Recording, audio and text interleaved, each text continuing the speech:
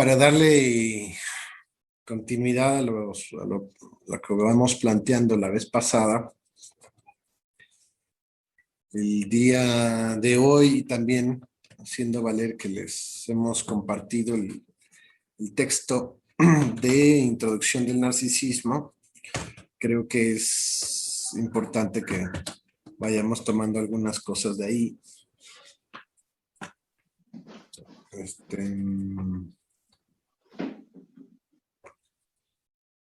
Porque el propósito del curso es que por lo menos nosotros tengamos una idea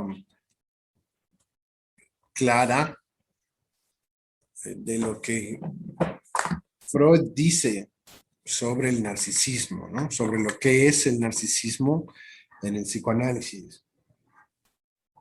Más allá de cómo se utiliza el significante narcisismo en la vida cotidiana, en la vida popular. Que nosotros tengamos claro qué es esto, ¿no? Y por qué esto del narcisismo en plural, narcisismos, como está en el título, que tiene pues dos propósitos. Uno como evidente, que es el introducir el plural, para desde ahí hacer el caso por caso, el uno por uno, que nos permita no obviar, no estandarizar una especie de narcisismo común, ¿no? Sino el narcisismo como también algo que nos lleva a la cuestión de la singularidad. Es finalmente nuestra singularidad que está tejida inevitablemente por nuestro narcisismo. Es así, es del orden de lo inevitable. Ese narcisismo, bueno, podrá ahí tener algunas alteraciones. Una de ellas es la que nos va a llevar, que esta es la otra acepción, a pensar lo que es el narcisismo secundario, más allá del narcisismo primario o el narcisismo original. Y pensar el narcisismo secundario, y junto con ello, por ejemplo, todas nuestras elecciones de objeto, desde las más insignificantes hasta las más graves, como podemos pensar en términos de la vida amorosa o la vida sexual o la vida en términos más subliminales. Por supuesto, en términos de los ideales, ¿no? En términos del ideal del yo, por ejemplo. Ahí podemos pensar en el narcisismo secundario. Pero el narcisismo secundario es una derivación, es una continuación del narcisismo primario. Y el narcisismo primario es efectivamente esa, donde el sujeto en un primer momento de su estado original, pensemos ya como hemos visto en Freud, no solamente en la situación hipotética o retroactiva de lo que significaría el estado intrauterino, donde no hay diferencia entre el yo y el otro, entre el yo y el objeto, y que por lo tanto ni siquiera existe un yo como tal, sino que todo es continuidad, todo es homeostasis. Podríamos pensar que todo es un estado de todo placer o de yo placer o todo placer o cero displacer o cero perturbación o perturbación en mínimo grado o perturbación sin dejar ningún registro de la perturbación, que eso va a ser a partir del momento del nacimiento algo que va a acompañar al ser humano. Las perturbaciones dejan dejan huella. Los estados de displacer y los estados de placer van dejando huella. una vez que va naciendo, una vez que nace más bien el sujeto, y con muchísimo más, o a partir de ese modelo es como se crea lo que finalmente vamos a conocer nosotros como la lengua, para no decir el lenguaje. Recordando que nosotros sobre todo lo que tenemos es la lengua de cada quien y que en la lengua de cada quien existen términos ideales, lo que llamamos el lenguaje, pero que el lenguaje como tal no existe en términos de la realidad objetiva como tal. El lenguaje, por ejemplo, el lenguaje universal, pues no existe, ¿no?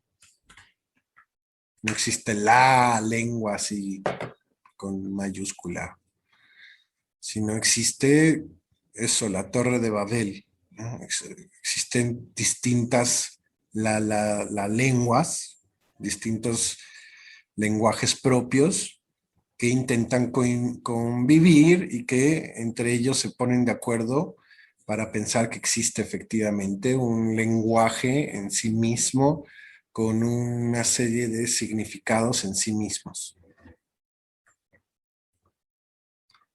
Pero es una creencia eso. Realmente todos los sujetos vivimos todos los días la realidad psíquica y objetiva de que eh, padecemos el malentendido y el equívoco de manera cotidiana, o sea, de manera constitutiva, y que tendemos a apartarnos de eso, ¿no? Queremos, siempre que caemos en el malentendido, en el equívoco, automáticamente apostamos a darle otra vez un sentido unívoco al malentendido. Por ejemplo, el otro no me entendió, no porque el lenguaje sea en sí, tenga en sí un equívoco, sea equívoco de manera constitutiva, sino, por ejemplo, porque no me quiere entender, o porque no me quiere, o porque me quiere hacer daño, porque no me presta atención. Y sí, efectivamente se requiere una dosis de reconocimiento al otro para suponer que tenemos algo en común o que vivimos un mundo en común. Y eso, esa, esa dosis de amor, que vamos a hablar ahorita también de un poquito del amor, esa dosis de amor al otro es necesaria para que vivamos eh, el mundo y la lengua sin equívocos, ¿no? Como para que podamos vivir con valores entendidos. Pero eso es un segundo tiempo. El primer tiempo es el equívoco y es el soliloquio, es el ensimismamiento, el mundo que tiene un sentido y tiene un valor para cada uno de nosotros. Y es una lengua inédita e irrepetible. El psicoanálisis va a dar cuenta de eso en cada uno de los casos que atiende. Se va a dar cuenta y se va a ir formalizando ese uno, ¿sí? Esa lengua propia.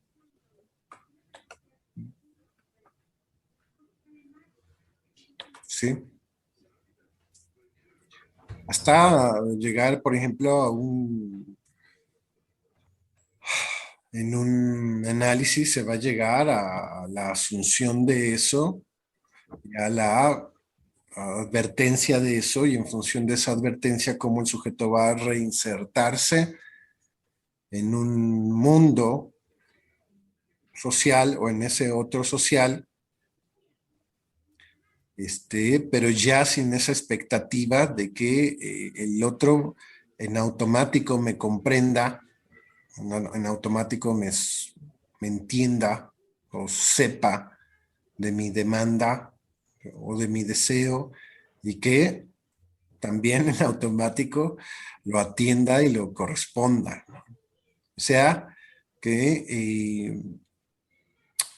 el análisis nos va a llevar tarde o temprano a, a renunciar a la demanda, a esa demanda que le hacemos al otro para que reconozca nuestra lengua como la lengua universal, la lengua objetiva. Y ya podemos ahí también empezar a dar cuenta de lo delirante que puede ser nuestra demanda. Andar pidiéndole a los otros que reconozcan nuestro discurso como el objetivo, el universal, el verdadero, digamos. Es justamente por esa carga, digamos, delirante de nuestra demanda que en un análisis vamos a empezar a estar dispuestos a resignar esa demanda. Justo porque asumimos o empezamos a vislumbrar su carga delirante. Que el mundo reconozca que nuestro discurso es el objetivo, el verdadero, el necesario.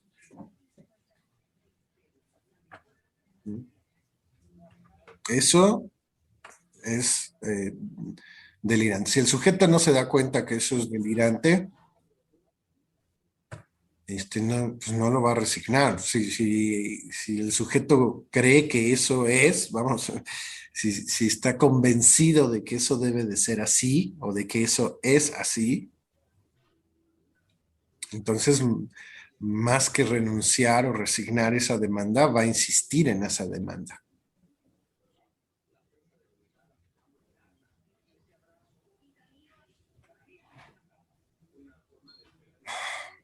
Entonces, vuelvo a pasar por ahí. Es porque hay una carga delirante en esa demanda y en esa misma línea hay una explicación de por qué falla esa demanda. O sea, no es que falle la insistencia, sino falla que el otro le corresponda, le responda a esa demanda.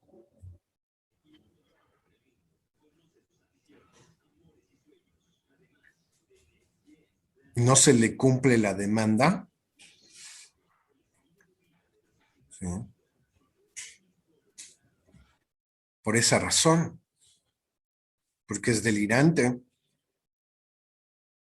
porque el otro, porque para el otro es evidente que no es así. O sea, y el otro mismo tiene su propia demanda, digamos, delirante, de exigirle al otro que reconozca que el discurso de él o su realidad psíquica es la objetiva.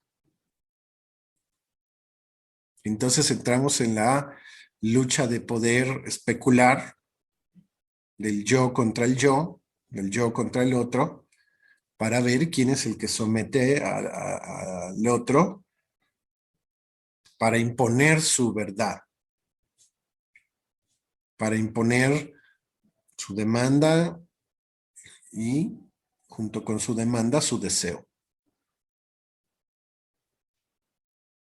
O sea, cuando tenemos dos discursos así en la posición del amo, uno exigiendo que el otro sea el esclavo y el otro exigiendo que el otro a su vez sea el esclavo, porque cada uno está convencido de que ellos son los verdaderos amos, tenemos otra vez el formato de la guerra, de la batalla, de la guerra, y de la rivalidad. En la guerra, pues es una rivalidad a muerte, ¿no? Es matar o morir.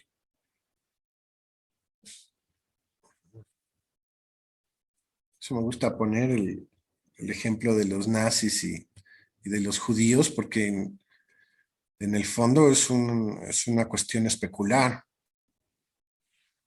Es decir, que uno es el reflejo del otro. Sí, sería fácil deducirlo, ¿no? El discurso nazi es el reflejo del discurso judío. Es una réplica de eso. Lo decimos así porque, bueno, el judaísmo está localizado en la historia de la humanidad, ¿no?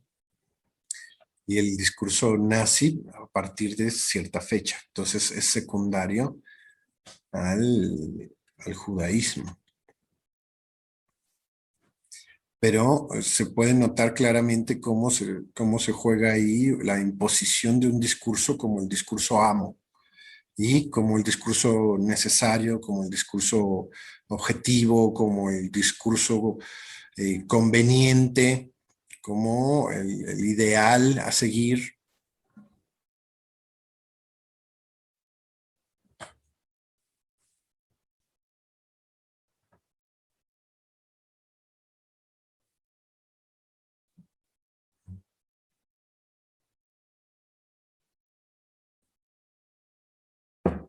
En el discurso así, vamos a ir exponiendo el discurso narcisista. Mm, Tiene como característica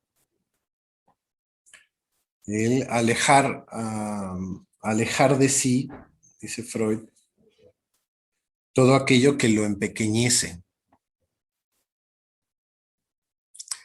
Y por supuesto, o sea, va a alejar de sí todo aquello que lo empequeñece, todo aquello que lo cuestiona, todo aquello que lo puede perturbar, y al revés, va a acercar todo lo que lo favorezca, todo aquello que le pueda ratificar que efectivamente,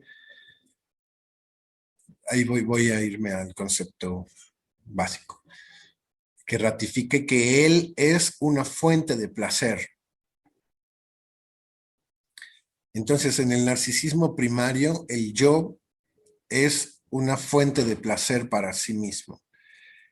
Tanto el yo como el cuerpo, pensémoslo, como lo, lo, lo real del yo, podríamos pensarlo como su base biológica, su cuerpo,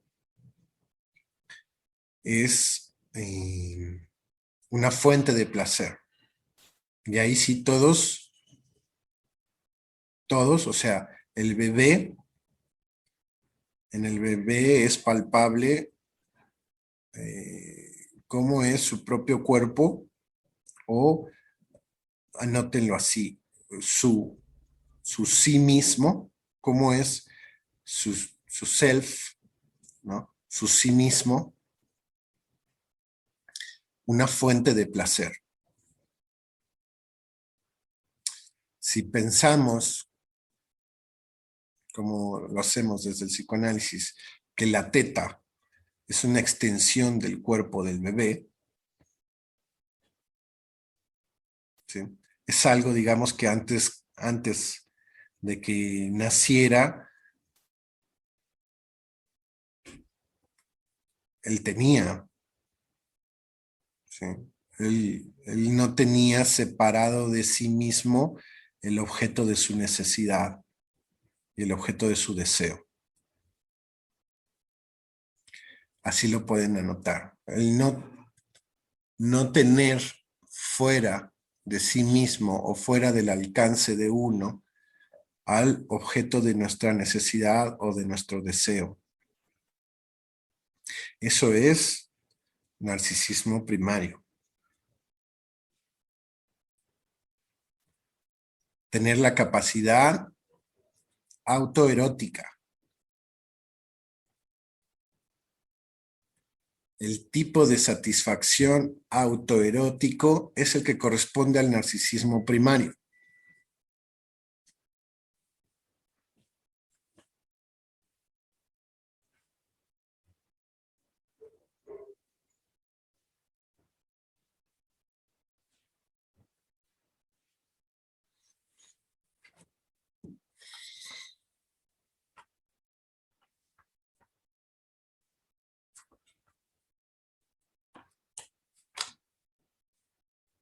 Bueno, ya les leo. La página 87 del narcisismo dice,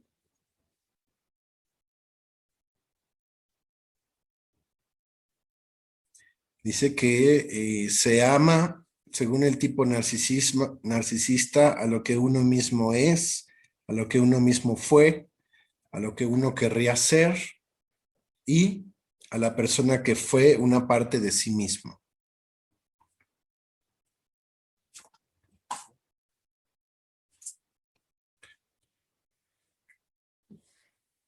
Pero, ¿por qué se ama a lo que uno mismo es o a lo que uno mismo fue? Porque en el mismo, en el sí mismo, se encuentra una fuente de placer. Si no, no se le amaría. En ese sentido, el amor narcisista es constitutivo, es inevitable. Que en ese momento, en ese instante, no hay más cosas, no existen los objetos, solo existe el sí mismo y el único registro, el primer registro que aparece es el placer y el displacer.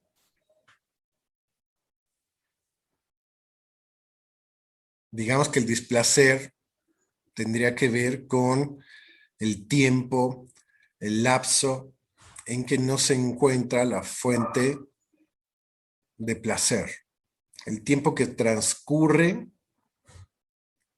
entre el deseo del placer y alcanzar el objeto que contiene ese placer.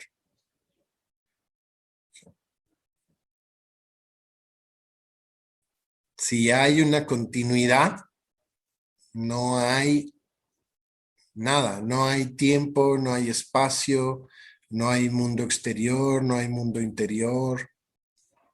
Si no hay un lapso, si no hay una distancia entre la necesidad y el objeto necesitado o el objeto deseado, si no hay una interrupción, un corte entre esos dos, no existe el mundo. Tiene que haber un corte en ese, vamos a ponerlo así, en ese autoerotismo, en esa autocomplacencia, para que exista todo lo demás. O sea, el yo, el otro, los objetos, el tiempo, el espacio, por supuesto, el lenguaje, obvio.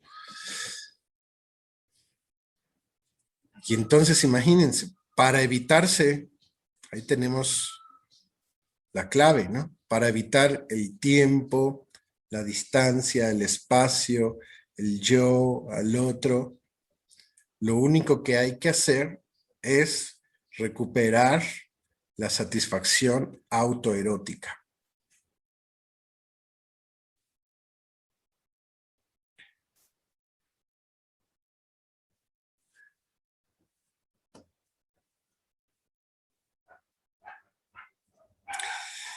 Por eso, ya en términos, digamos, secundarios, discursivos, amplios y sociales,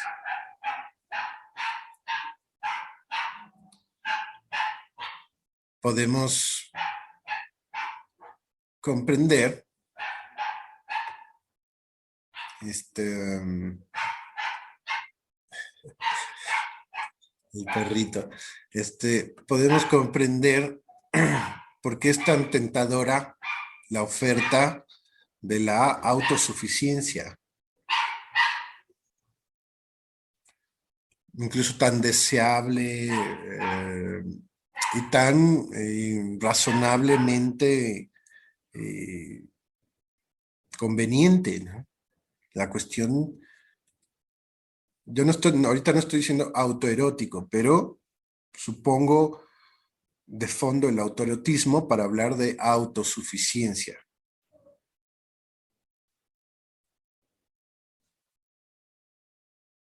Es una versión secundaria, ¿sí? De lo que sería el autoerotismo.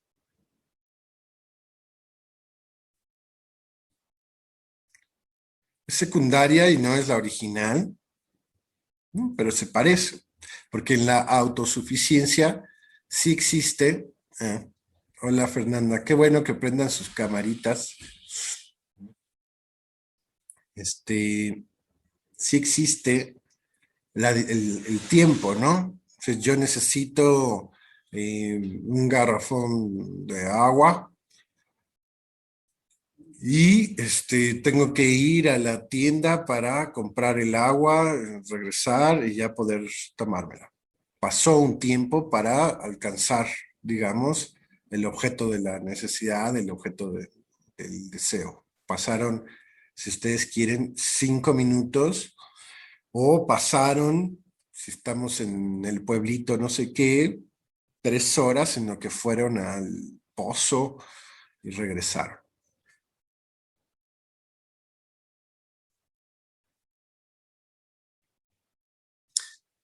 Ahora, no es lo mismo hacerlo yo que tener que pedirle a alguien que lo haga por mí, ¿sí? Y entonces, eh, la idea de lo auto tiene que ver con el que pueda hacer yo solito, sin necesidad de nadie.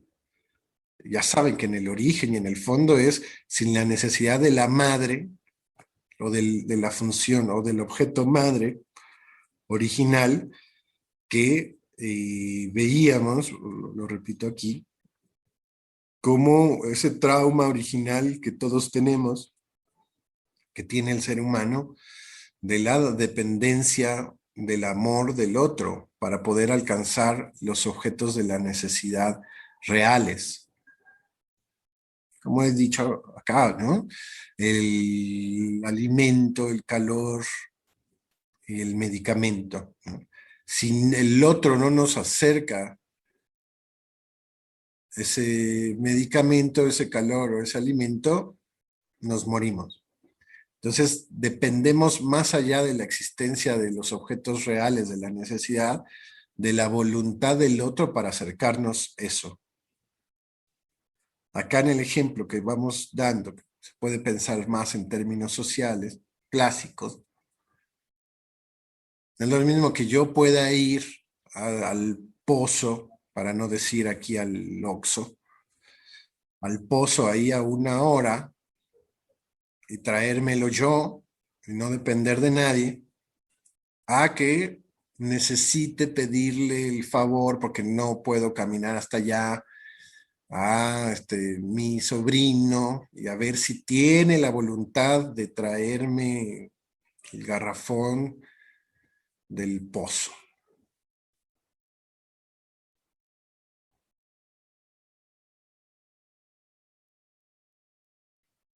Por eso, gran parte del éxito del discurso capitalista, cientificista, es decirnos tranquilos. O sea, si tú pagas lo suficiente, te vamos a, voy a decir así, ¿no? Te vamos a través de la tecnología, tenemos un robot que te traiga el garrafón del pozo. Y ya no vas a necesitar que si tu sobrino está de buenas o no,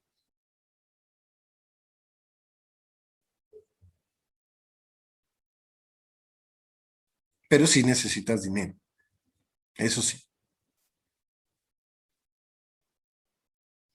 De ahí podemos pensarlo así en el pozo y dar un pasito paralelo y decir, ¿quieres tener un hijo?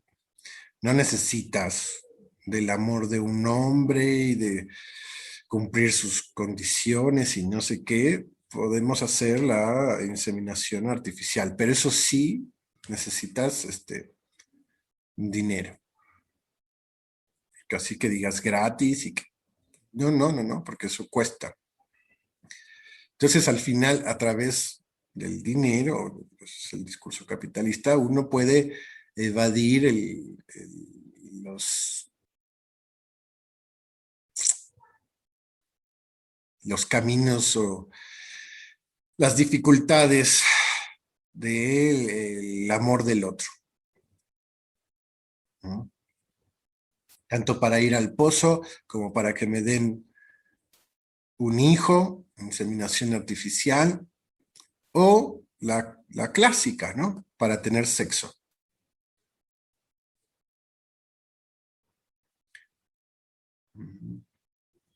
Para ir poniendo ahí las cosas, ¿no? Pero lo que el discurso cientificista y capitalista eh, tienen bien claro y por eso es tan exitoso, es que se trata de eso, de reducir al máximo el factor de el amor del otro como intermedio para alcanzar nuestro objeto de deseo, nuestro objeto de necesidad. Lo tienen claro. Entonces nos ofrecen herramientas, nos ofrecen dispositivos para que no tengamos que batallar con eso. Y finalmente alcancemos una especie de autosuficiencia que en el fondo contiene el original autoerotismo.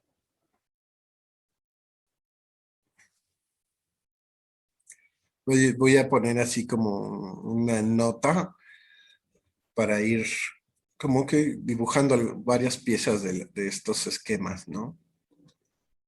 Una nota de cómo, qué sería narcisismo secundario también. Por ejemplo,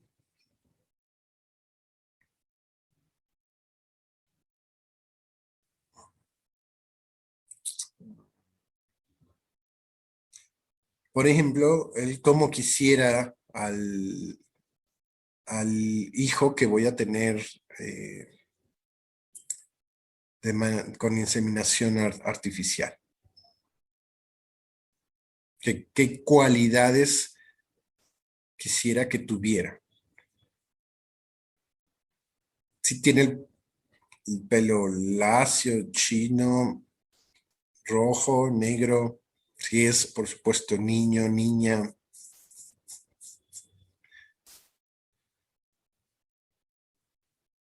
Habrá quien dice, no, pues niña, no niño, niño con el pelo lacio, niño con el pelo chino. Esas son variaciones, ¿no? Pero son elecciones que también se hacen desde el narcisismo y que recaen en estos objetos alrededor del sujeto, ¿no? Como puede ser el hijo. Podemos decir también, ¿no? Desde cómo quiero que sea el garrafón, qué tamaño quiero que tenga, qué sobrino quiero que vaya por el garrafón, este,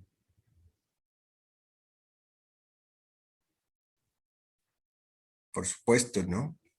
¿Cuál es las características de ese objeto, digamos, de ese otro con el con el que eliges para tener una relación amorosa o una relación sexual?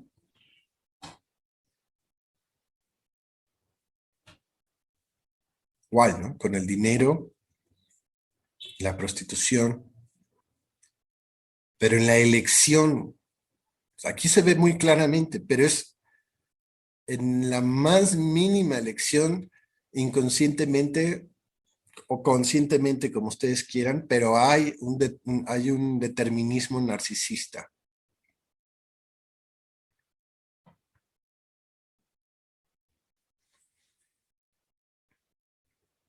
Fíjense, puede ser desde el decir cuántas, no sé, desde escoger, voy a ir poniendo, desde el momento en que escogemos la fruta que vamos a comprar, tomate, ¿qué jitomates escoges? Hay una elección narcisista ahí. Ya sea que escojas los más bonitos, no sé qué, o ya sea que escojas de los más fellitos, pero que cuestan menos. Pero la satisfacción de haber elegido el kilo de jitomate más barato, porque eso conviene a la economía de la casa, es una elección narcisista.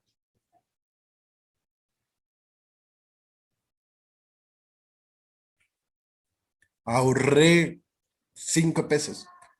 Y la satisfacción de la ahorré, del plus, del hice algo bien o hice algo que nos conviene, hice algo que nos va a traer satisfacción, implica ya la lógica, la dinámica del narcisismo.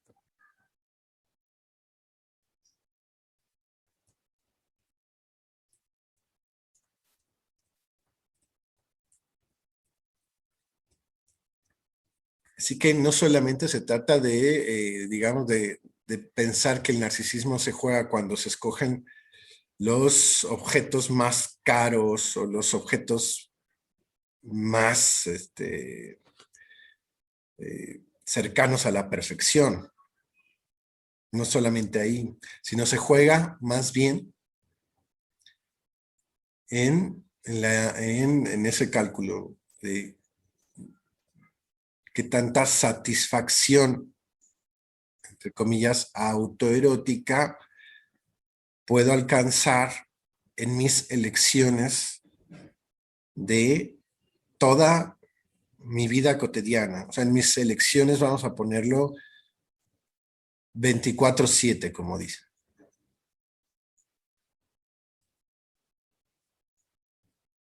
Sí, por eso, como veíamos la vez pasada, en el sueño,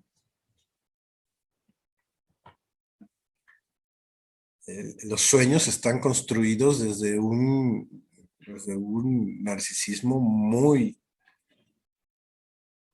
poderoso, pues, muy intenso,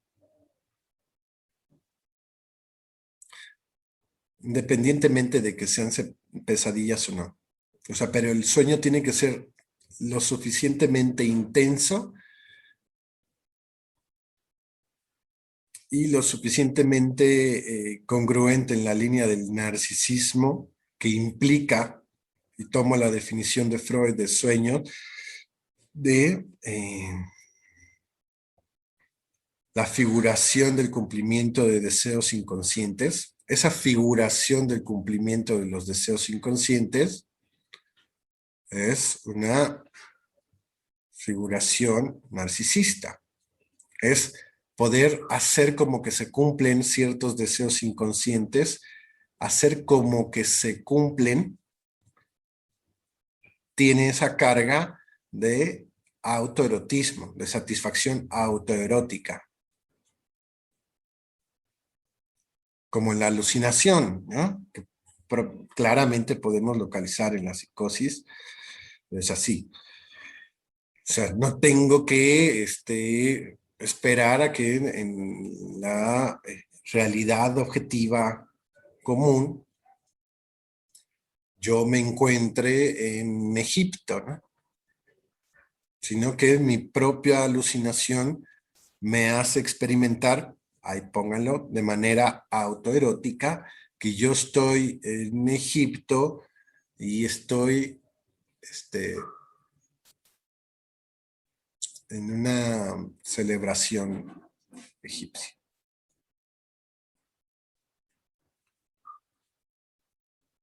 así, en esa misma línea, en el sueño, ese grado de realidad que tiene el sueño es el grado de autoerotismo narcisista que implica necesariamente el sueño. Y si eso empieza a fallar, entonces despertamos para que a través de el estado de vigilia, o sea, que despiertos, continuemos con el mismísimo ejercicio. Por eso dice Lacan que despertamos para seguir soñando.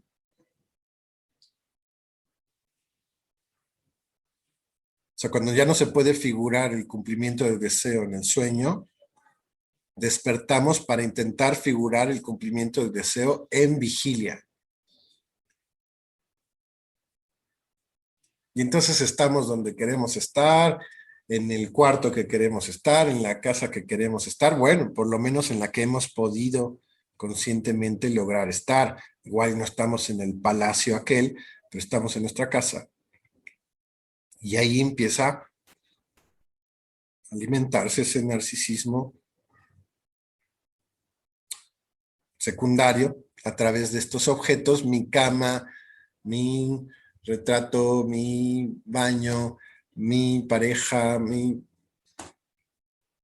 Pero es mi. Y cada objetito de eso está libidinizado. Cuando lean el texto y empiecen a... Vean toda la primera parte donde Freud habla de la teoría de la libido y de la libido del yo y la libido de objeto. El punto es ese, qué tanto es el objeto y qué tanto es el yo. Bueno, a nivel de la libido es lo mismo. Es la misma libido, no se trata de dos libidos como pensaba Jung.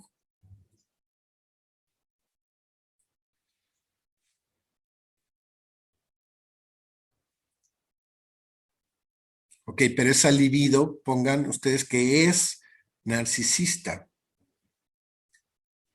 ¿Sí? Viene de ahí, ese es su origen, el autoerotismo.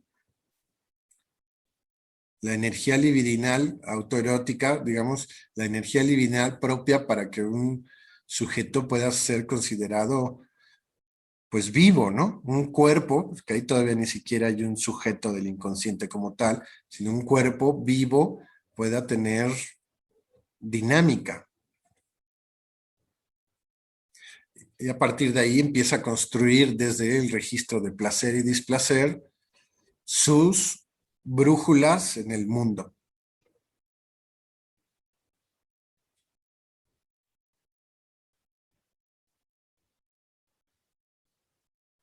La principal va a ser la de su propia lengua, con lo que empecé, ¿no? La de, como dice, la lengua, ¿no? La lengua propia, o sea, el discurso propio. Hasta pueden pensarlo también así como el léxico propio, nuestro propio lenguaje, nuestro mundo significantizado. Ese mundo significantizado que es el que vamos a ir a exponer a, al psicoanálisis, que vamos a exponer con un psicoanalista, con un otro que le da entrada auténtica y libre a ese discurso propio. Que más que, o sea, ahí podemos ver cómo ese dígalo todo o esa asociación libre realmente se traduce a un exponga su singularidad aquí. No intente adaptarse a ningún ideal, a ningún otro en específico,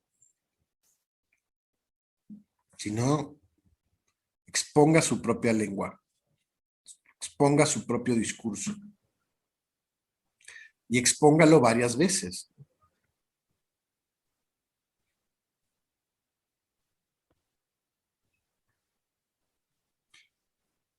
claro que a veces va a aparecer, muchas veces, o va a aparecer como el sujeto tiene la dificultad en esa exposición, porque dentro de él operan ciertos mandatos que nosotros llamamos superyoicos, que lo empujan a intentar decir lo que el otro de su super yo quiere escuchar.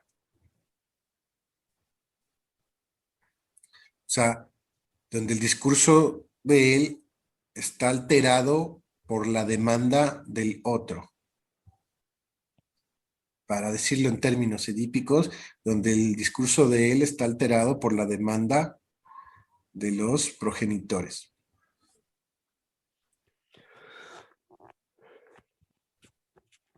Entonces va a hablar intentando inconscientemente complacer las expectativas de su antecesor.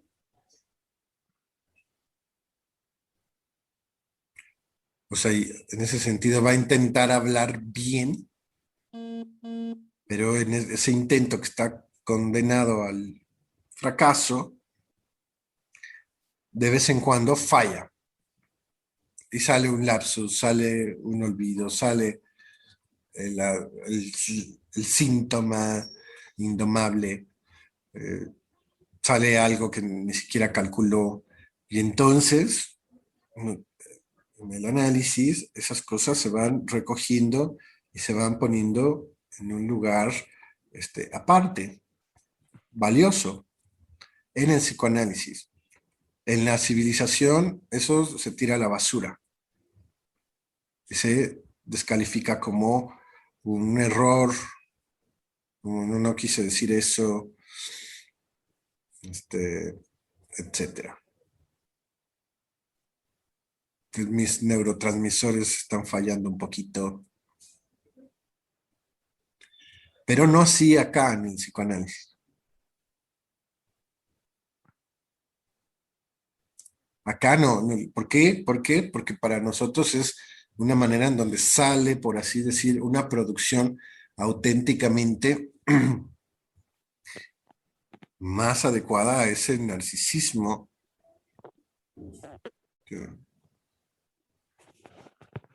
propio.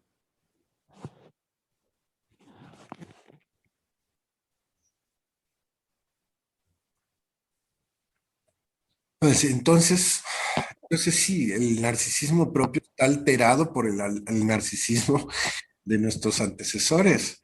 Y no, no por nada, sino porque hay un primer momento de dependencia grave en donde si no se alteraba ese narcisismo, quedabas excluido o no te acercaban el biberón o te golpeaban. Simplemente el control de esfínteres, ¿no? Ya significaba una renuncia, una merma de ese narcisismo primario, de ese autorotismo, ¿no? Yo no tengo que esperar, yo puedo hacerme cuando yo quiera, cuando tenga ganas, no prolongar, ¿no? No prolongar el lapso de la necesidad y el cumplimiento, que es lo que hace el control de esfínteres. Registro la necesidad y en vez de cumplir inmediatamente,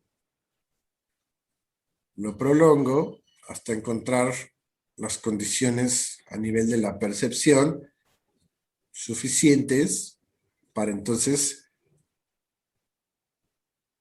lograr el cumplimiento.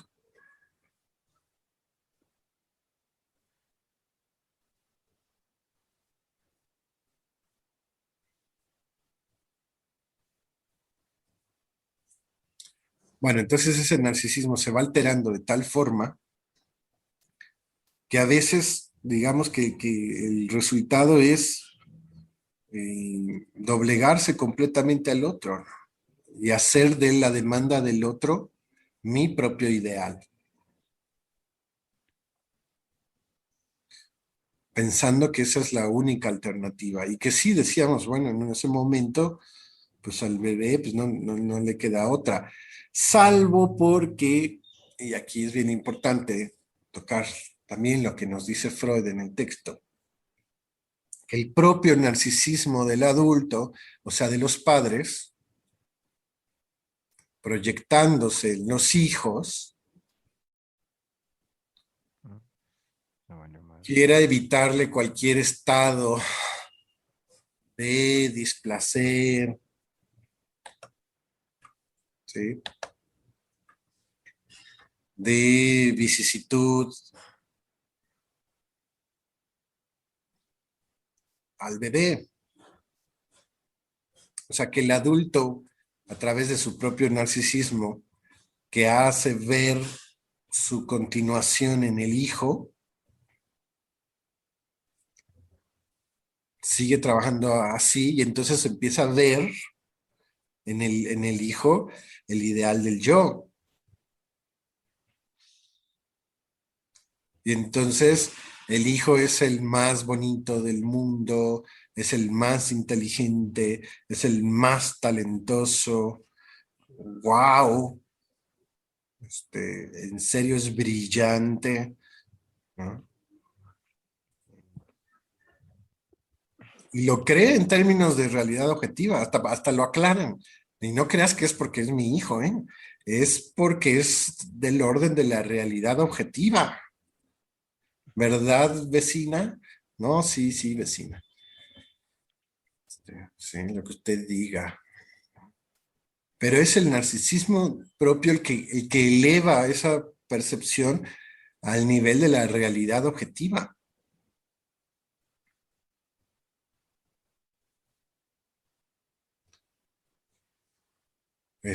Pero bueno, no se queda nada más así, sino que no le pase nada, que no tenga displacer, que no haya brecha entre la necesidad y el cumplimiento de la necesidad, entre el deseo y el cumplimiento del deseo, entre la demanda y el cumplimiento de la demanda.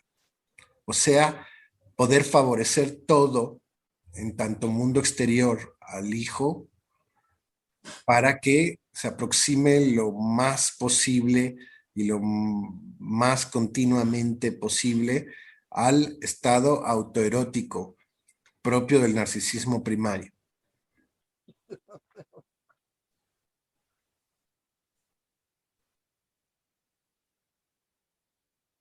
Y eso lo va a hacer conscientemente, inconscientemente. Lo puede hacer con todos los hijos, lo puede hacer con alguno.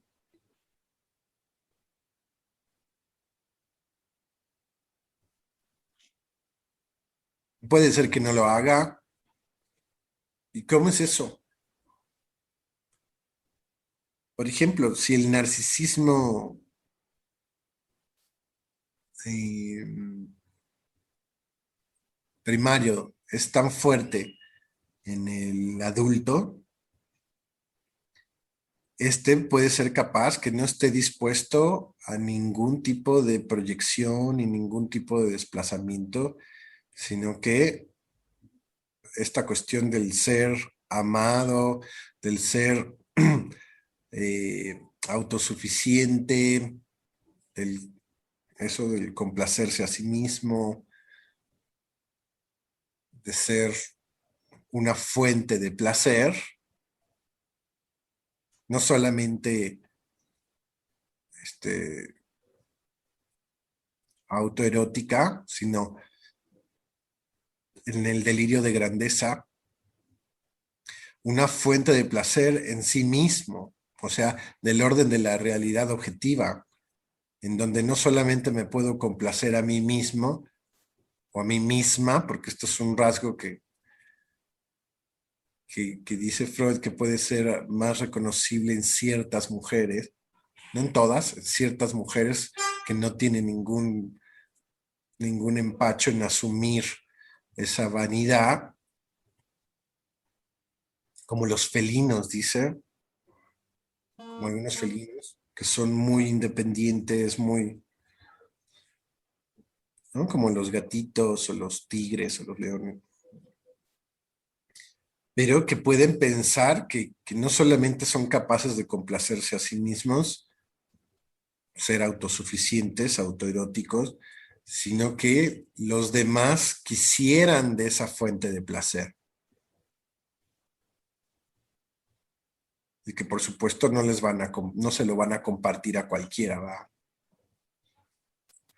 Pero sienten ser una fuente de placer en sí misma, no solamente para ellos, sino para otros, y que son del orden de la realidad objetiva y de la verdad.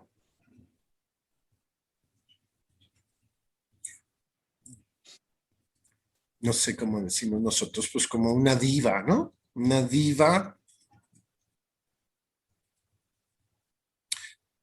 puede caber en ese perfil. Por eso es la diva. ¿Quién es la diva? La diva de México. O sea, donde no solamente le da placer a ella misma, sino a México mismo.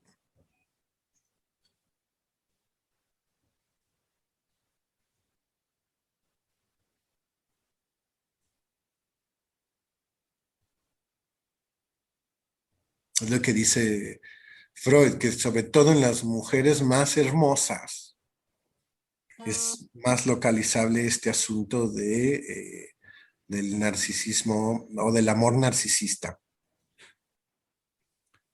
El amor narcisista es el que corresponde al narcisismo primario.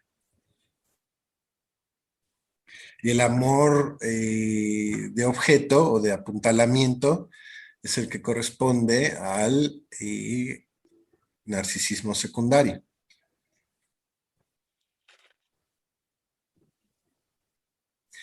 ¿Qué es lo que le pasa? Por ejemplo, que puede amar tanto a un objeto que él eligió narcisísticamente. Vamos a pensar a este que se enamoró de la diva, porque la diva es así hermosa y tiene y autosuficiente y no sé qué, y le encanta ser amada. Se enamora tanto y empieza a alabar y pues a alabar y a libidinizar, vamos, esa sería la palabra técnica, tanto a ese objeto que dice Freud que termina empobreciendo su yo, porque la libido que tenemos es finita, tiene un quantum específico, no es infinita. Entonces, si le quito al yo para ponerle al objeto, o le retiro al objeto para traérmelo al yo. Es parte de la discusión que está en el primer capítulo de Introducción del Narcisismo. Entonces, empieza a quitarle tanto al yo, este, este enamorado de la diva, y le empieza a poner tanto a la diva que él termina empobrecido. Se puede quedar sin nada, para empezar, sin el interés yoico de él mismo, que es necesario para la sobrevivencia. Necesita haber un interés propio mínimo para poder eso, ir al pozo por el agua, etcétera, ¿no? Comer, dormir, la medicina, el calorcito. Eso no se nos quita nunca. Sin el alimento, sin el calor y sin el medicamento nos morimos. Nada más que se supone que ya somos autosuficientes, ¿no? Aunque en la neurosis del adulto sigan pensando que necesitan al otro para que le dé eso. Pero bueno, ese es un tema que hemos tocado también. Pero es claro. Ese otro que sí puede darme eso es elegido narcisísticamente. Y en el narcisismo secundario, en el amor de objeto, dice Freud que se ama según el tipo de apuntalamiento a la mujer nutricia y al hombre protector. Y fíjense, ¿eh? Y a las personas sustitutivas que se alinean formando series en cada uno de esos caminos.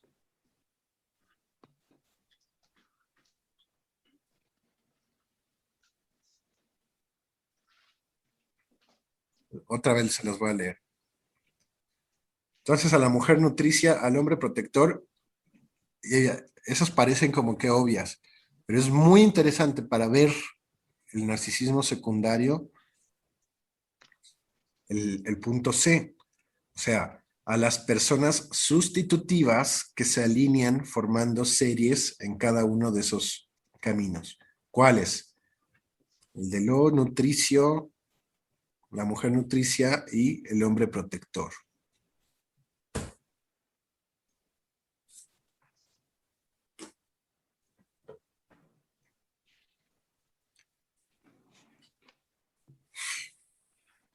Hay un momento donde le preguntan a Freud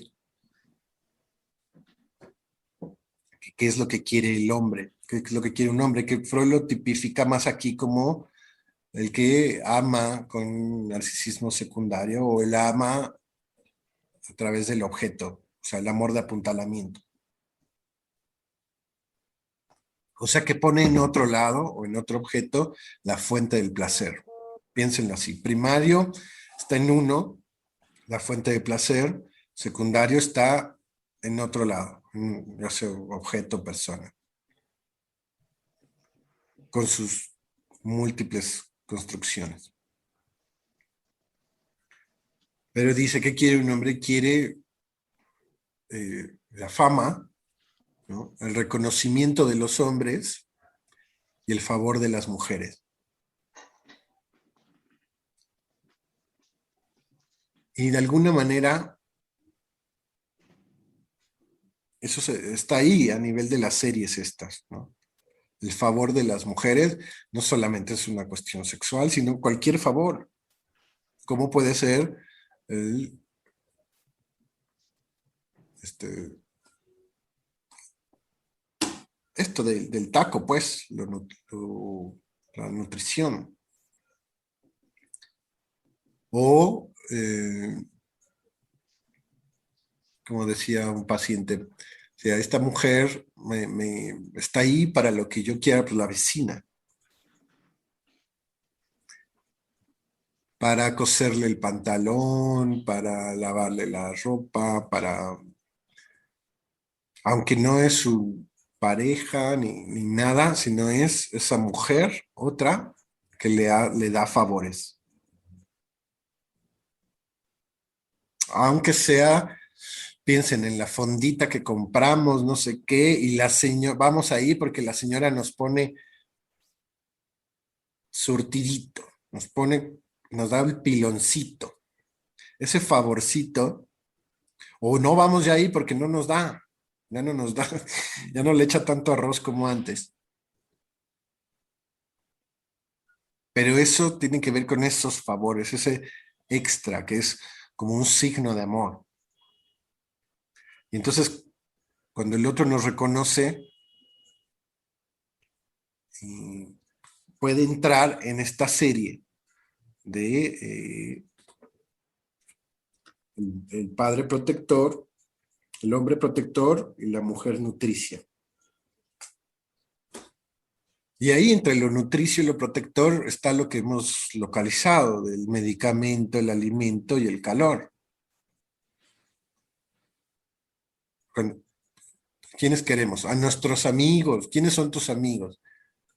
Generalmente los amigos van a tener esas características. Alguien que nos protege, que nos da de comer o que nos ayuda, pues.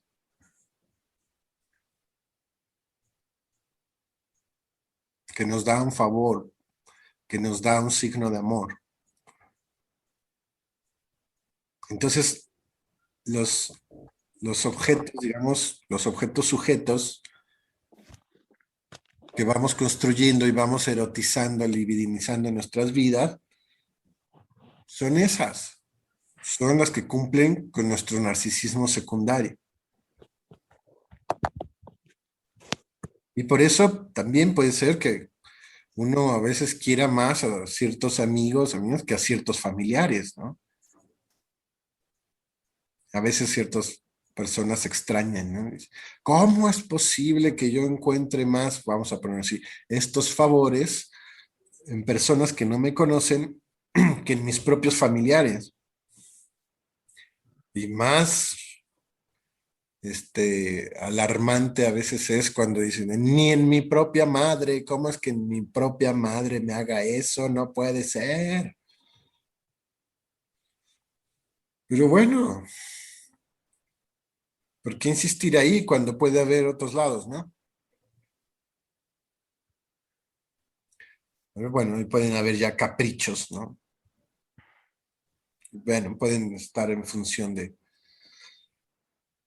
romperse la cabeza, pero ese es otro tema.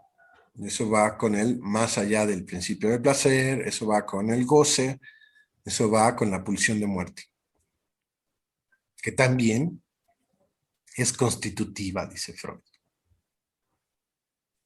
También.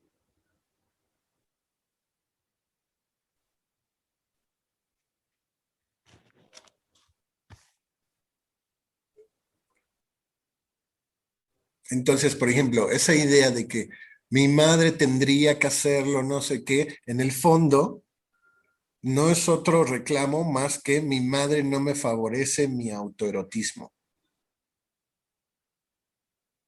Mi madre o mi padre me perturbaron mi autoerotismo, no me lo favorecieron.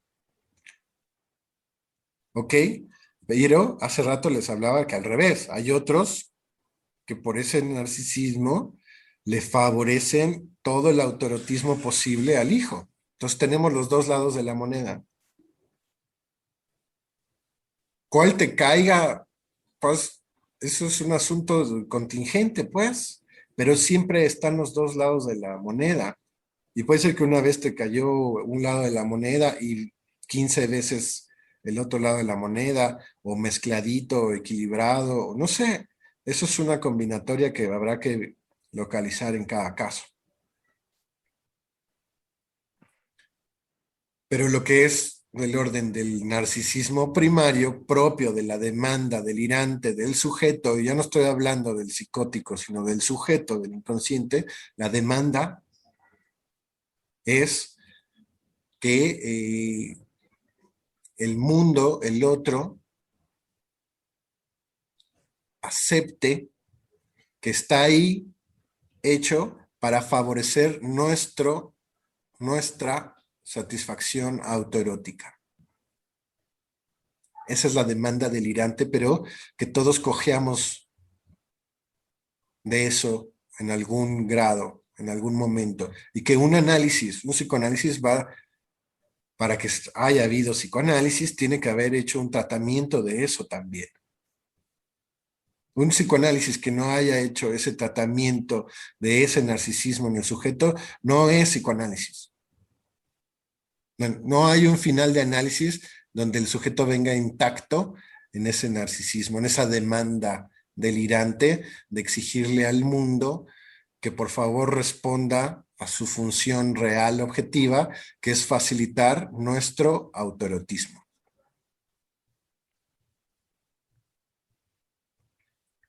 ¿Ok? Entonces, no sé si vamos por ahí. O sea, cómo ahí podemos detenernos e ir agregando varias cosas, como, por ejemplo, como decir que dentro de esa demanda, en términos lacanianos, podemos localizar la frase de que se demande que haya una proporción sexual con el otro, que haya una proporción con el otro, que el otro sea directamente, piénsenlo así, que el otro sea directamente proporcional a nuestra demanda.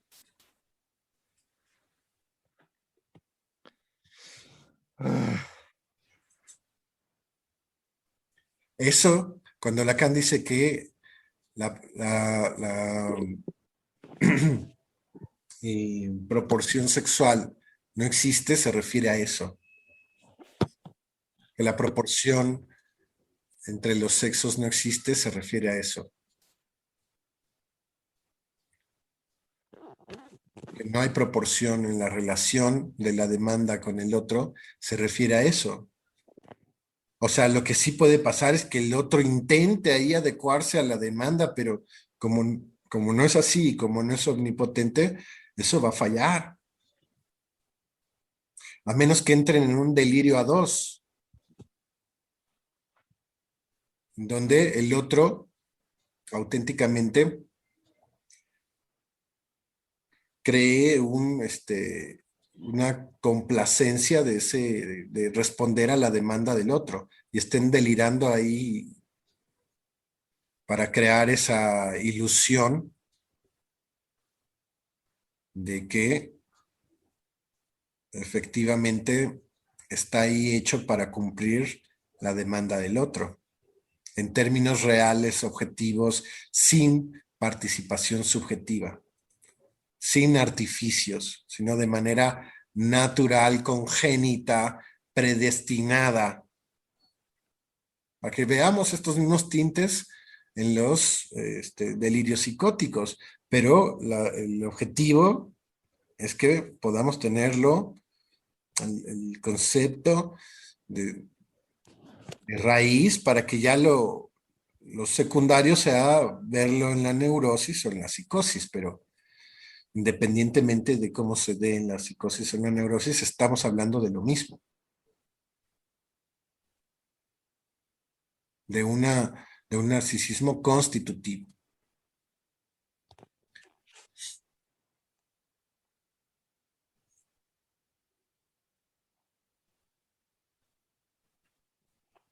Entonces, bueno, en lacaniano sería eso, no hay proporción, es eso.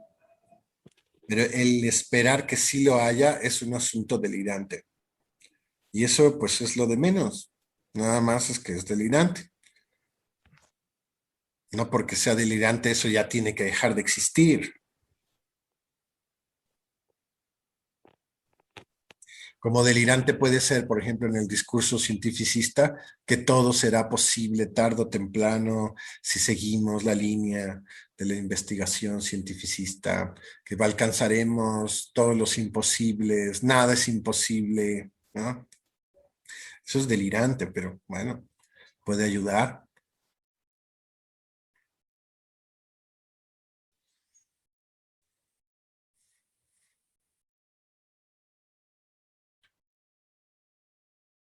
O como puede ser delirante que aquí este, el vecino salga a decir que es el Mesías, ¿no? O sea, para algunos, a propósito de los judíos, ¿no? Era delirante que Jesús dijera que él era el Mesías. Por eso lo mataron, ¿no? Y así. Pero para otros no. Para otros es cierto que Jesús era el Mesías y es el Mesías. Y sigue habiendo ese discurso, ¿no? O sea, mm, ¿por qué les digo? Porque no es una cuestión en ese sentido peyorativa. Lo único que sí pasa es que el psicoanálisis abre la posibilidad de que esa demanda delirante del sujeto se rectifique, se resigne o, eh, o no. ¿Y cuál es la diferencia? Bueno, que a veces al no resignarse, el sujeto insiste y entonces se puede estar quebrando la cabeza, topándose con pared. Entonces, si lo resigna, puede ser que entonces sufra menos, que rectifique y que pueda reducir esa demanda a algo menos delirante y más realizable en beneficio de él.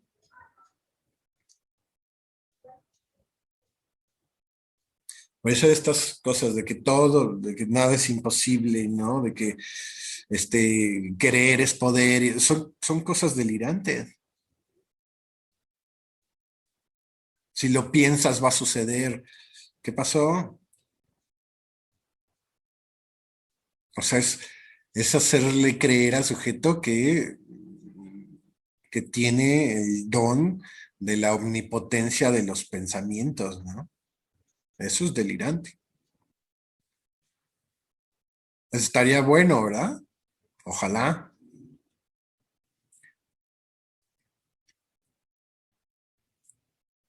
No tendríamos que hacer consultas populares, nada más con que pensáramos en enjuiciar a Fox y a meterlos a la cárcel, ya estarían en la cárcel. Pero está buena la idea, pero de ahí a que sea verdad.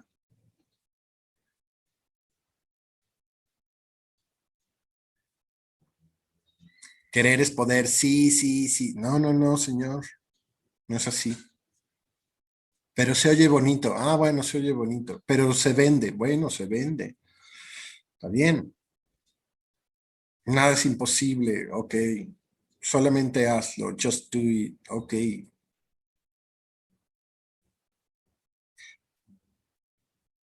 Pero son las cosas donde hay que tener cuidado, ¿no? Porque hay gente o hay yoes que pueden engancharse, hacer sintonía, digamos que legítima, ¿no? Si el otro dice que es así, pues yo le creo y ejecuto y ¡pum! Y puede caer totalmente defraudado, ¿no? Así clásicas, ¿no? Si pagas tantos miles de dólares, te pasamos al otro lado de la frontera. Ay, bueno, estaría bueno, los pago. Y no necesariamente, ¿no? Y quedan ahí abandonados con los polleros y así, ¿no? Pero la ilusión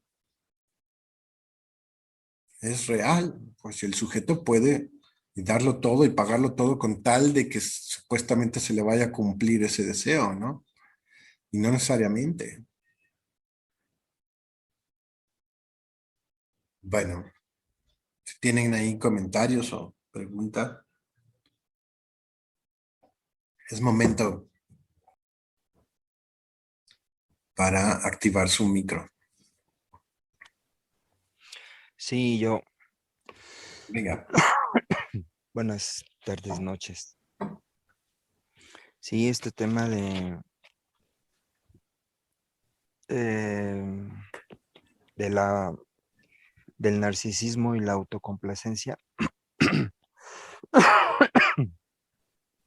este, es muy interesante porque, pues hablando del narcisismo, narcisismo de los padres,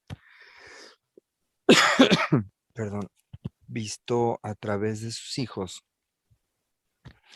en esta frase que dijiste de el orden de la realidad objetiva, eh, se puede interpretar, bueno, así lo veo yo, que nos dice este orden de la realidad objetiva, que los padres, por medio de sus hijos, se proyectan y esto los hace llegar a un estado autoerótico y se vuelven autocomplaciente para ellos, este, dejar que los hijos precisamente sean de alguna manera como quieran y no al contrario, es decir, no como su generación, o sea, la generación de los padres actual tiene una diferencia con la de sus hijos, donde ahora los hijos son los que marcan eh, o recibieron de parte de ellos esa autocomplacencia que no tuvieron por los abuelos, digamos, ¿no? Entonces, esto genera varias situaciones en las cuales los padres precisamente son los primeros en quejarse de la actual generación de los hijos, que uno de los resultados de eso es que precisamente los hijos ahora tienen más facilidad para poder hacer lo que se les venga en gana. Y uno de estos resultados es lo que se dice coloquialmente en forma de burla o como sea, la generación cristal, donde eh, los hijos precisamente son los que disponen de la decisión de lo que está bien o está mal, cuando realmente no están, eh, digamos, viendo por un bien común, sino por un bien propio, en el que cuando se les exige a los hijos de la generación cristal encauzarse a un entendimiento comunitario, ellos no lo hacen, sino que únicamente ven por por su propio beneficio. Es decir, la autocomplacencia se vuelve destructiva de los padres, pero a través de los hijos, porque no es un problema aislado, sino es un problema generacional. Entonces, el comportamiento de los hijos se vuelve destructivo, pero no solo para ellos mismos, sino para los padres. Entonces, no hay un orden constructivo, productivo, equilibrado como anteriormente, sino que se vuelve un orden endeble, anárquico, que sustituye el orden de los adultos y por eso surge esta idea de la generación cristal, donde obviamente los reclamos ya no son, eh, bueno, más bien son de no poder hacer lo que realmente se quiere por esta nueva generación. Y se rompe al intentar que se encaucen a lo que de alguna manera siempre había sido, que era entrar en un orden social, digamos, más equilibrado, ¿no? Ahora, aquí mm, lo curioso de todo esto es que la autocomplacencia de los padres se vuelve destructiva, pero ellos no son capaces de autocastigarse, sino que lo hacen a través de los hijos. Entonces, se dispone de los hijos como perpetradores del castigo, porque los padres no son capaces de autocastigarse y se castigan por medio de los hijos. Entonces, estos hijos castigadores son a la vez endebles cuando a ellos se les exige que sean más constructivos, pero se les permite destruir ciertos parámetros que sí tienen los padres. Entonces, la situación es que si esto sucede realmente, es porque los padres tienen una carga donde piensan o creen inconscientemente que deben ser castigados y por eso lo hacen por medio de los hijos. Suena un poco enredado, pero es más o menos la idea. Sí. Está bien, cómo finalmente se fractura la ilusión esa original del narcisismo, ¿no? Y que de esto deriva en frases como ¿cómo es posible y que, como dijiste tú, esto de la generación cristal, muy bien, que sería sobre esa generación en términos colectivos, por así decir, si nombráramos así una generación actual, podemos empezar a localizar esto que Eric Loran llama como el sentimiento delirante de la vida, ¿no? Ok, pero bueno, primero es como el padre, al esperar esa reciprocidad, ¿no?, del hijo. O sea, yo le di toda la autocomplacencia, como dices tú, o el formato del autoerotismo al hijo, pero esa autosuficiencia creció tanto que se olvidó de mí o que me castigó, como dices, me terminó castigando.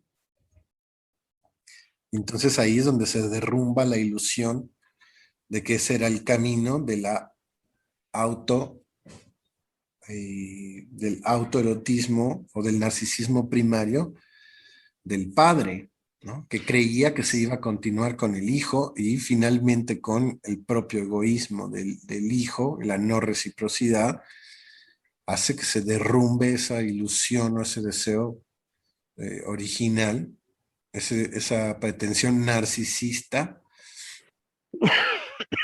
se le derrumbe, ¿sí? Con lo Sí, que tú pero, llamas como que son castigados por los hijos, ¿no?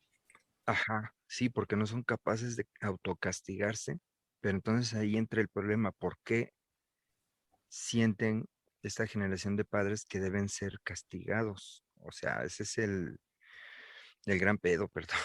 Ese es el gran problema de por qué.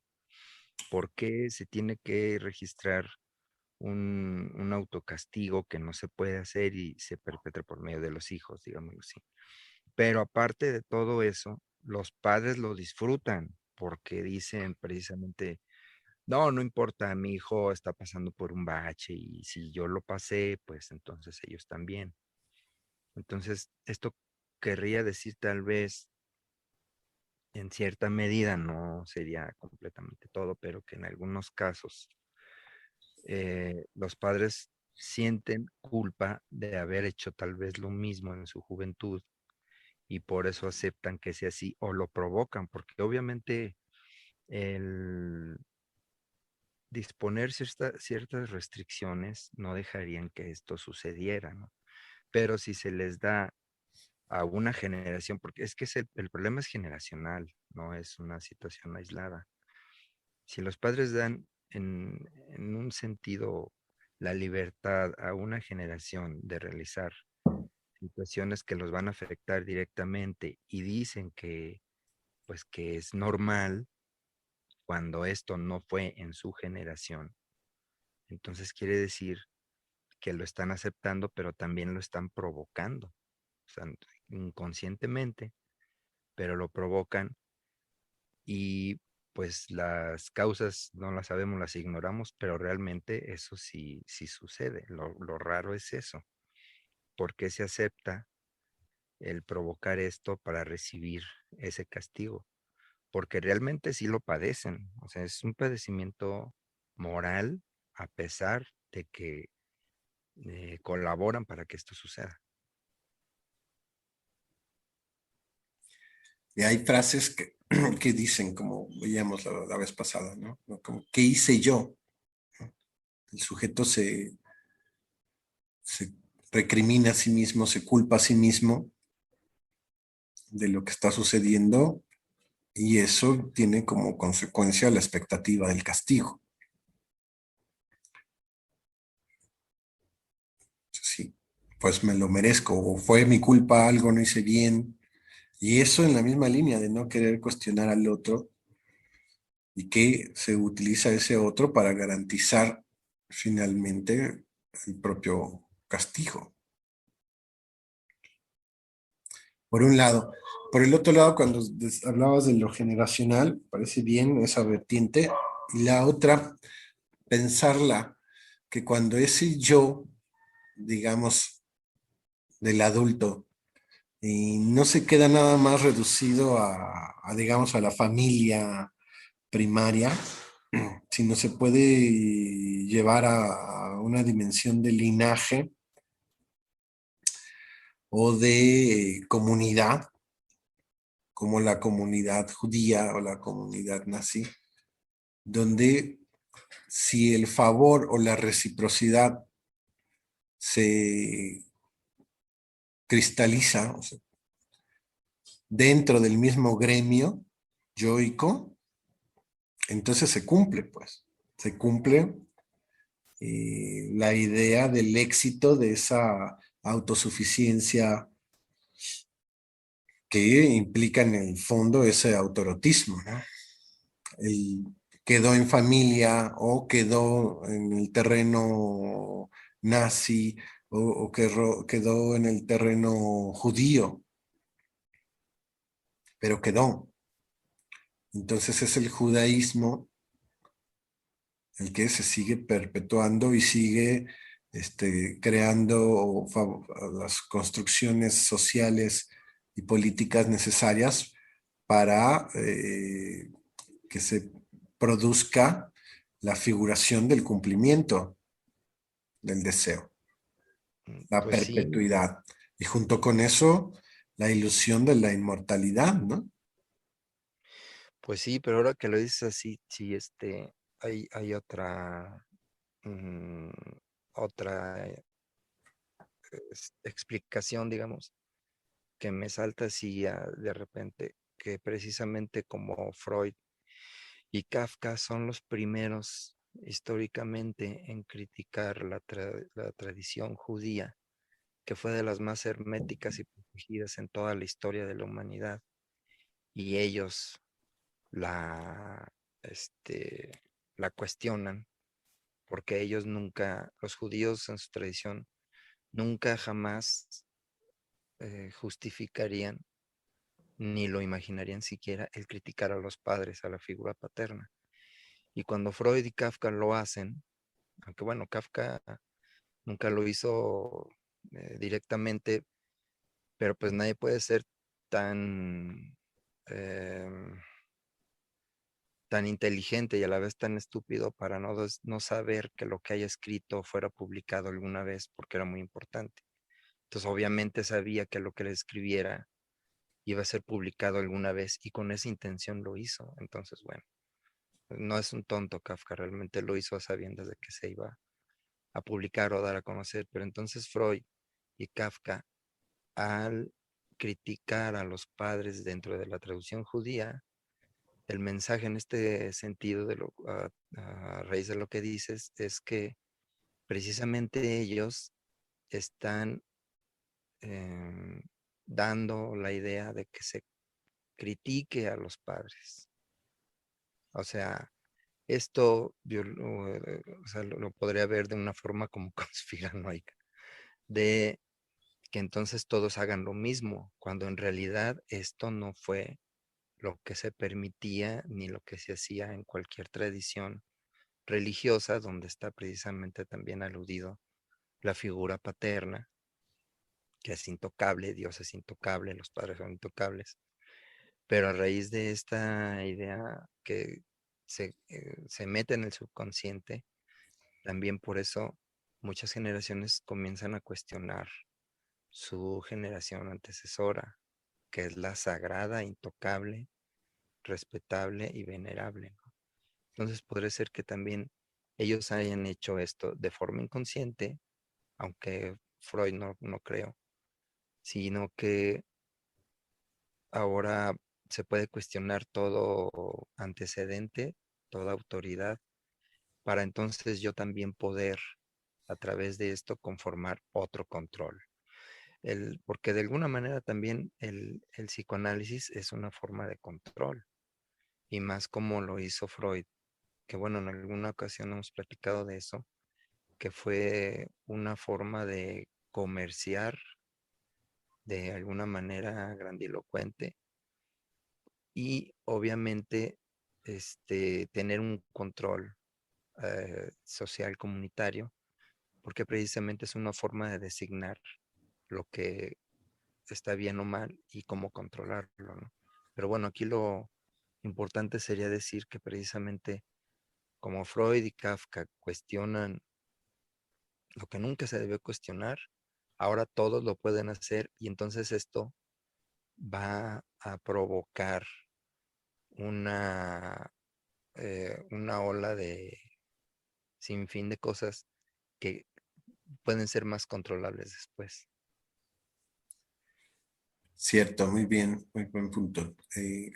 Es cierto que conscientemente Freud declara que está muy preocupado y muy concentrado. Después vemos inconscientemente qué fue lo que pasó, ¿verdad? Y qué es lo que acusa Lacan ahí. Pero es muy preocupado en no dejar en manos de los judíos exclusivamente al psicoanálisis. Y si así lo logró o no lo logró, eso es otra cosa. sea, pero le agregaría el punto de que cuando Lacan está a punto de empezar su seminario llamado Los Nombres del Padre, o sea, pluralizando al nombre del Padre, que en el, que en el gremio psicoanalítico pues era el padre Freud, ¿no? El padre del psicoanálisis. Entonces, cuando va a dar ese seminario y con todos los antecedentes que ya tienen de Lacan en la Asociación Internacional de Psicoanálisis, es cuando lo expulsan. Y lo expulsan de manera irreversible, pues, irremediable. Sí, Por eso dice Lacan que lo excomulgan y denuncia a la Asociación Internacional de Psicoanálisis de tener o de comportarse como con una estructura de iglesia. sí, sí, sí. Es así. Por eso ese seminario también es conocido como el seminario que nunca existió. Apócrifo. Solo existió el inicio de la primera clase, que es así donde él se despide. Y ya hace ese seminario, que ya no lo nombra igual, ya se termina nombrando como es el seminario 11, el de los conceptos fundamentales del psicoanálisis, pero pues supuestamente era el de los nombres del padre, que tiene que ver con eso, con la pluralización de los narcisismos, ¿no? Y no de la imposición de el narcisismo, ¿no? O de el ideal, o de el linaje. Que ese linaje sí se gestó, ¿no? Y propio de los judíos, incluso propio de los médicos judíos, que tenían el control político del psicoanálisis. Sí. Bueno, muy bien. ¿Alguien más?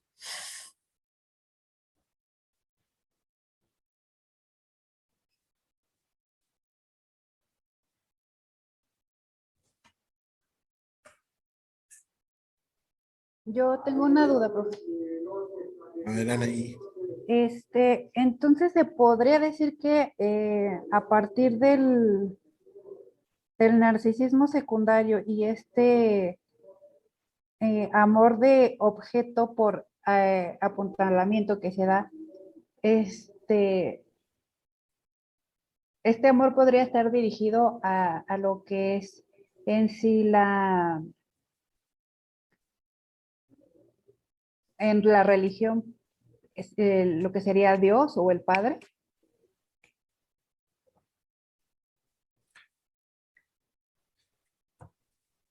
O sea, ahí en esa figura opera el narcisismo secundario. Sí, sin duda. Creo Ujú, que están las frases estas de imagen y semejanza. ujú, Eso es un narcisismo secundario, ¿no? Que hay un objeto, ¿no? O hay un otro que está hecho a imagen y semejanza. Ya lo de menos es quién hizo a quién. Si ujú. Dios al hombre o el hombre a Dios, pero la estructura es especular, ¿no? Es imagen y semejanza y tiene como ideal el asunto de la omnipotencia, ¿no? La omnipotencia implicaría en nuestros términos, pues, el autoerotismo, ahora sí, propio del narcisismo primario. Junto con eso, por supuesto, la autosuficiencia, ¿no? Ujú. Entonces, claro, está eso así en el núcleo fundamental de esa religión. Y en la época actual, con esta pluralización de los nombres del Padre, ¿seguiría operando de la misma manera?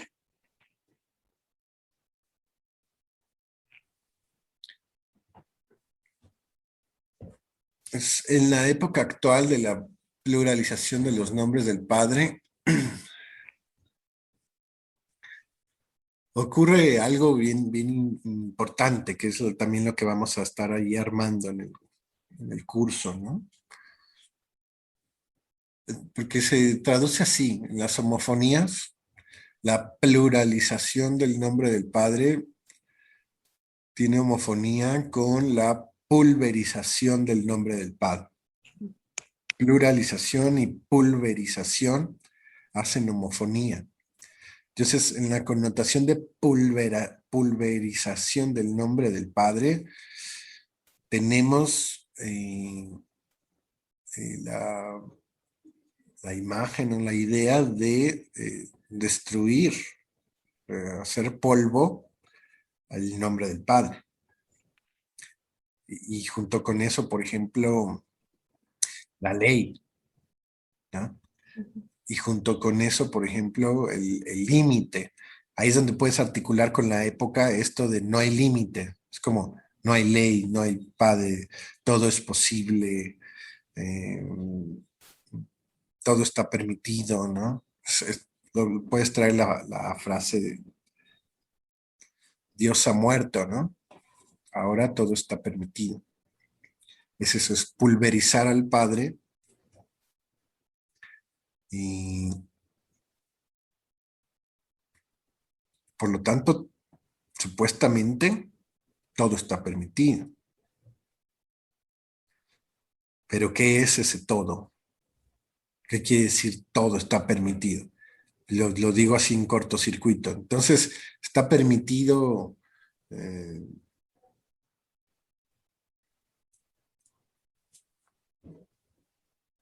eh, piénsalo en términos de las ideologías de nosotros en México, de los cárteles, ¿no? De los capos de los cárteles, ¿no? Todo está permitido. Entonces, el todo está permitido es una vía para reencarnar o recuperar al Padre omnipotente. Ese que se había pulverizado, ahora se puede encarnar.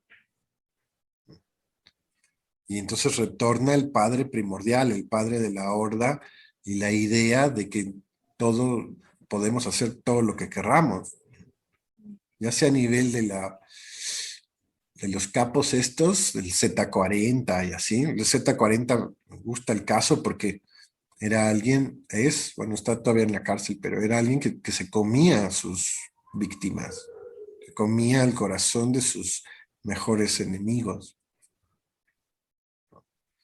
Pero esto de poder violar a quien quieran, matar a quien quieran, robar a quien quieran,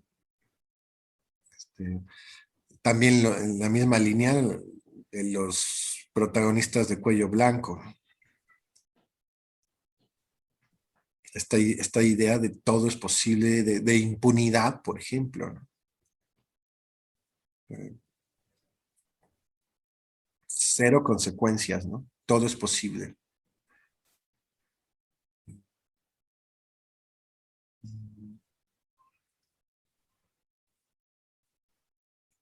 Lo podemos ver así en la línea esta de los capos y también lo podemos ver de una manera más, pues más light, más asimilable, como a través de la oferta del mundo virtual, de los objetos que nos permiten la virtualidad en distintos grados, hacia tal cual así en la línea de las aplicaciones, de los videojuegos, de Google, ¿no? Por ejemplo, o este,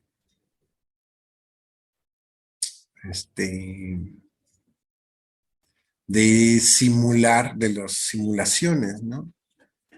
De los, ¿cómo se llaman estos? Pues sí, ¿cómo se llaman? Las aplicaciones, los objetos estos inteligentes, ¿cómo se llaman? Bueno, los aplicaciones, los programas inteligentes de esto, de estos, ¿no? Los objetos inteligentes, los smartphones, Gadgets, las letosas, creo que dice la acá, ¿no? bueno, Lacan habla de las aletosas, exacto. Ujú. De las Alexas, ¿no? Las Siris, este, o estos mundos, estos clubs virtuales tipo Facebook o YouTube, donde tenemos ahí algoritmos que nos hacen creer que el mundo ese virtual a través de nuestras páginas están hechas a imagen y semejanza de nosotros. Entonces ya cuando abrimos ese mundo, esa burbuja, encontramos supuestamente a pura gente similar a nosotros, a imagen y semejanza, ¿no? Y nos hacen creer o hacen ese artificio de que el mundo exterior está hecho a imagen y semejanza, pulido, ¿no? Con Photoshop, con algoritmos, pero la idea es alejarnos lo más posible al otro diferente que va a venir a, a empequeñecernos, a perturbarnos, ¿sí? A cuestionarnos. Ahí está, digamos, la censura voluntaria, ¿no? Uno, ¿a quién quiere censurar? O sea, ¿a quién aceptas? ¿A quién bloqueas? ¿A quién no aceptas? ¿A quién si aceptas? Y tener alrededor de ti este mundo de los que le llaman los followers, ¿no? Y esta gente que se preocupa mucho de perder a los followers o de ganar a los followers, porque es gente que va a estar, digamos, alimentando la demanda del otro, el hacerle sentirse amado al, al que tiene los miles o millones de followers, ¿no? Es alguien que se siente, o sea, que está ahí en la línea del narcisismo primario, ¿no? De la idea del amor narcisista donde de lo único que tiene que disfrutar es del ser amado. No tiene que tomarse la molestia en estar amando a nadie, y mucho menos a alguien que no te corresponde. Eso sería más en la línea del amor de apuntalamiento, donde este fan puede insistir en amar a la diva a pesar de que la diva nunca le va a consentir ningún favor, más que el favor en un momento dado de dejarse amar, ¿sí? Pero jamás va a responder o a ser recíproco con él, o sea, donde se cumple esta cuestión del empobrecimiento del yo. Pero el yo puede conformarse con al menos amar a alguien que tiene 1 millón de followers. ¿Ya? Se puede dignificar porque es uno de ese millón que ama a la fuente de placer real, objetiva, verdadera. No solamente para ella, la diva, sino para estos otros 1 millón de followers, incluyéndose a él. Y puede sentirse orgulloso de eso, de ser parte del club, ¿no? O de que sí es amigo de la diva en el Facebook. Ay, me aceptó. Y ahí, ¿no? Reducir su narcisismo, está el narcisismo operando, pero está ahí empobrecido, pero está.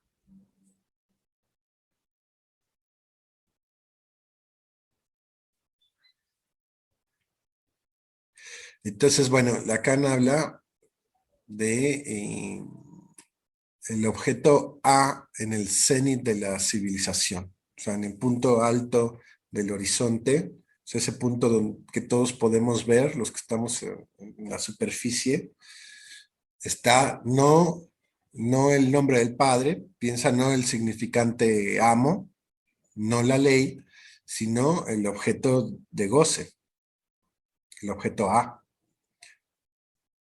Es así donde Lacan piensa en nuestra época Piensa entonces que lo que nosotros vemos en el cielo no son las estrellas de así, ¿no? Las constelaciones, sino vemos o nos orientamos por lo que está en el cenit, que es el mandato de gozar así, o sea, en esa línea pues de la ficción, del artificio, de la supuesta autocomplacencia, autosuficiencia que implica en el fondo ese autoerotismo. Es como que lo que se promueve en la civilización actual es, intenta ser autoerótico, pero no lo dicen así, intenta ser autosuficiente o autocomplaciente independientemente de cómo lo hagas, de las vías en cómo lo hagas. Si no tienes idea, te sugerimos unas. Si no tienes fantasías para lograrlo, te vendemos fantasías hechas, pero hazlo, ¿no? Y el plus es que te muevas ahí, habiendo logrado que tienes garantizadas tus formas de gozar, ¿no? En esa línea del autoerótico. Sí, perdón, porque perdón que intervenga otra vez. Precisamente es que es muy interesante ver que sí realmente está sucediendo todo esto, porque aparte de todo, los movimientos, yo no quiero descategorizar ni nada, ni es hablar mal de ello, pero todos los movimientos sociales ahora que están siendo apabullados por el movimiento feminista, es primero cuestionar por qué surgen ahorita, en este momento histórico, en el que en todo el mundo hay movimientos que están en contra o van contra los, contra el mismo control del Estado, ¿no? O sea, en todo el mundo, desde Francia hasta Bolivia, en todas partes, pasando por Argentina, México, Estados Unidos, etcétera, hay movimientos en contra del Estado, que hablamos de un Estado neoliberal. ¿Por qué surge ahorita precisamente este movimiento feminista? Yo también pensé en algún momento y lo aplaudí que era un movimiento verdadero, que no era conducido, pero qué casual que está surgiendo en este momento, ¿no? Ahora, El porque movimiento trans también. exacto, pero va ligado, es que no, nos la van metiendo así como ligeramente todo este tipo de movimientos. Y bueno, yo lo vi así ya cuando en algunos videos que precisamente los compartí, ya no los volví a encontrar. Hay como cierta censura también en eso, que el tipo que hizo todo este movimiento feminista, trans, etcétera, etcétera, fue el que hizo la bandera, fue el que hizo la declaración, o no recuerdo cómo se llama, donde se fundamentan los puntos que ellos quieren que se respeten.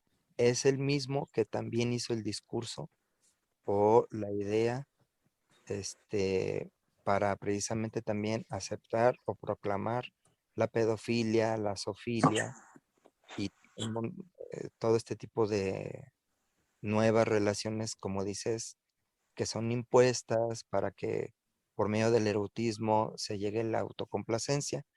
Pero entonces vemos que si hay una conducción, porque el mismo tipo que empezó con este tipo de movimiento, con este movimiento, que hizo todos los discursos, que hizo la bandera, que hizo el planteamiento, es el que también está aludiendo al de la pedofilia, la zoofilia, etcétera, que también es un movimiento que está siendo respaldado de manera indirecta por el feminismo trans, etcétera, y que ya se han hecho declaraciones en la UNESCO o en reuniones con la UNESCO en países de Europa, pero que nosotros no lo sabemos. Y entonces las feministas dicen, no, nosotros no estamos apoyando eso y se están valiendo de nosotros para decir que vamos a apoyar eso posteriormente. Pero entonces, ¿por qué el estratega que hizo todo esto, que hizo las declaraciones, no, perdón, las declaratorias, es el mismo que está aludiendo a las otras, ¿no? Entonces, como dices muy bien, se está destinando la forma de erotizarse, porque eso es lo que está moviendo o lo que mueve a la gente actualmente. Digamos, de una forma, perdón, de una forma más, más abierta, ¿no? El, el fin ahorita es llegar a Sí, la autocomplacencia por medio del erotismo. bueno. Bueno, muy bien, compañeros, vamos a terminar ahí por lo pronto y continuamos la próxima semana. Les voy a ir mandando otros articulitos, unos de Eric Loran, otros de Miller, para que los vayan ahí teniendo y si quieren irlos leyendo bien, y si no, lo más importante es que vayamos dándole continuidad al curso y eso, intentar eh, ir creando los comentarios, las preguntas al respecto y ya estos textos como un respaldo, ¿no? Ya si quieren ahí, profundizar más en los textos, bueno, está muy bien. Se los iremos mandando en la semana y nos vemos el próximo miércoles. ¿Sí? Intenten asistir, no faltar y que las grabaciones sean solo para casos de alguna falla de internet o de algún un caso extraordinario. ¿Sale? Bueno, que estén muy bien. Chao, chao.